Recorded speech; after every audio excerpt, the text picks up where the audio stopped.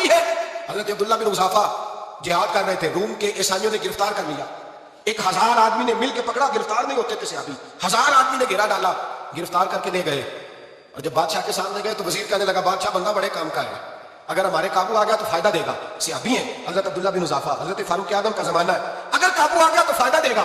بادشاہ کہنے لگا کیوں, کیا خوبی ہے؟ کہنے لگے ہم 1000 آدمی تھے, یہ اکیلا قابو نہیں آ رہا تھا, 1000 آدمی تھے, اگر ہماری فوج میں شامل ہو گیا تو بہت بڑا جرنیل ملے گا. بادشاہ کہنے لگا کوئی مسئلہ نہیں, 2-3 چیزیں ہوتی ہیں بندے کو خریدنے کے لیے, خرید لیتے ہیں. بادشاہ کہنے لگا عبداللہ جتنی دولت تجھے چاہیے میں تجھے دے دیتا ہوں, میرے لشکر میں آ جا, معاذ اللہ اسلام چھوڑ دے. حضرت عبداللہ بن حذافہ کیا فرماتے ہیں بڑا تو بیوقوف ہے, میں نے دولت کمانی ہوتی تو مدینے میں بیٹھ کے تجارت کرتا. میں دولت کمانے نہیں نکلا, میں تو رسول اللہ کی رضا کمانے کے لیے نکلا ہوا. دولت کمانی ہوتی تو کسی مارکیٹ میں ہوتا, میدان میں آنا تو شہادت ہے مطلوب مقصود مومن, نہ مال غنیمت نہ کشمت کشائی. یہ دولت تو لونڈی ہے رسول اللہ کے دروازے کی, یہ تو پیچھے پیچھے پھرتی ہے نبی پاک کے غلاموں. یہ کمانی ہوتی تو میں کسی مارکیٹ میں ہوتا, میدان میں تھوڑا ہوتا. عبداللہ بن حذافہ سے دوسری چال چلی, کہنے لگے میاں عہدہ جو تجھے چاہیے, میں بادشاہ ہوں, میرے نیچے جو عہدہ تو کہے گا وہ تجھے مل جائے گا.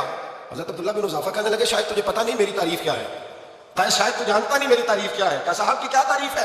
کہنے لگے میں رسول اللہ کا صحابی ہوں, اور کائنات میں سب سے بڑا عہدہ مصطفیٰ کے صحابی ہونے کا عہدہ ہے. صحابہ وہ صحابہ تھے جن کی ہر صبح عید ہوتی تھی, خدا کا قرب حاصل تھا, نبی کی دید ہوتی تھی.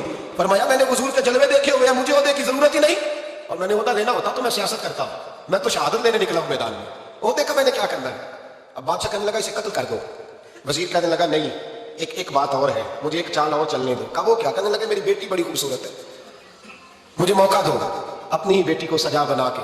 وہ جوان جس کی جوانی اتنی بڑی ہے کہ 1000 آدمی مقابلے میں کھڑا نہیں ہوتا, اس جوان کے کمرے میں رات کی تنہائی میں بنا سوار کی بیوی کو بھیجا.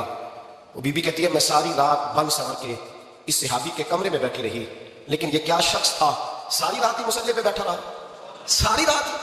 کچھ دیر تھک جاتا تو یہ کریم رسول پہ درود پڑھنا شروع کر دیتا. بیوی کہتی ہے سحری ہو گئی, تو میں نے چھو کے دیکھا کہ انسان ہے کہ جن ہے, یہ بندہ ہے کہ فرشتہ ہے, چھو کے دیکھا. کہنے لگے پیچھے ہٹ جا. میں نے کہا میں نے تو سنا تھا تو 1000 کے مقابلے میں ہے, اور تو اتنا بے حصہ ہے کہ بنی صبری دلہن بیٹھی ہے, تو نے نظر نہیں کی. عبداللہ بن حذافہ, بیوی کہتی ہے نظر پھر نہیں اٹھائی, نظر پھر جھکی ہوئی ہے. کہنے لگے بیوی میں مجبور ہوں, اب میرے اوپر کوئی حسن نہیں چلتا, میں نے جلوہ بددعا کا دیدار کیا ہوا ہے, اب میری نگاہوں میں جچتا نہیں کوئی, اس لیے کہ جیسے میرے سرکار ہے ایسا نہیں کوئی. کبھی بھی اب نہیں کسی کا میرے اوپر جادو چلتا. میں نے مصطفیٰ کو, اور کہا ذرا پیچھے ہٹ کے بیٹھ, مجھے میرے رسول نے غیر محرم سے بچنے کا حکم دیا ہے, ذرا پیچھے ہٹ کے بیٹھ. سحری کا وقت تھا. وہ بی بی کہتی ہے اس نوجوان کے جملے میرا سینہ چیر گئے, کلیجہ پھٹ گیا, چیخ نکلی, میں کفر کے عالم میں روئی. میں نے کہا مجھے بتا تو صحیح, آخر یہ جذبہ کہاں سے ملتا ہے, آخر یہ روشنی تو میں نے دیکھی نہیں, کہاں سے آتی ہے؟ ایک میرا باپ ہے جو بنا سور کے مجھے تیرے کمرے میں چھوڑ گیا, بتلا یہ کہاں سے کیف آتے ہیں. عبداللہ بن حذافہ کہنے لگے اگر کیف لینا ہے تو بھی میرے مصطفیٰ کا کلمہ پڑھ جا, آجا دروازہ رسول پہ جھک جا, مل جائے گا. سویرے دروازے پہ باپ آیا بیٹی سے رزلٹ لینے, دروازہ کھولا تو بیٹی نقاب پہنے باہر آئی. باپ کہنے لگا کیا بلا؟ کہنے لگی پیچھے ہٹ جا, تو غیر محرم ہے, کافر ہے, میں مسلمان ہوں. اس نے کہا کیا ہوا؟ کہنے لگی تیرے جیسے کو باپ کہوں, تیرے جیسے کو جو مجھے استعمال کر رہا تھا. میں تجھے باپ نہیں مانتی, میں اب رسول والی ہو گئی, میں حضرت فاطمہ کی کنیزہ ہو گئی, میں اب نبی کریم کی خادمہ, خبردار میرے قریب نہ آنا. یہ دعو بھی ناکام ہوا. اب حضرت عبداللہ بن حذافہ کے سامنے موت کھڑی کی, ایک کڑا میں تیل گرم کیا, کہنے لگے تجھے اس میں جلایا جائے گا. حضرت عبداللہ بن حذافہ رضی اللہ تعالیٰ عنہ جب جلنے کے قریب ہوئے تو رونے لگے. روم کا بادشاہ کہنے لگا شاید ڈر گیا ہے. کہنے لگے اب سمجھ آئی ہے, اب تجھے پتا چلا ہے, چلا جا.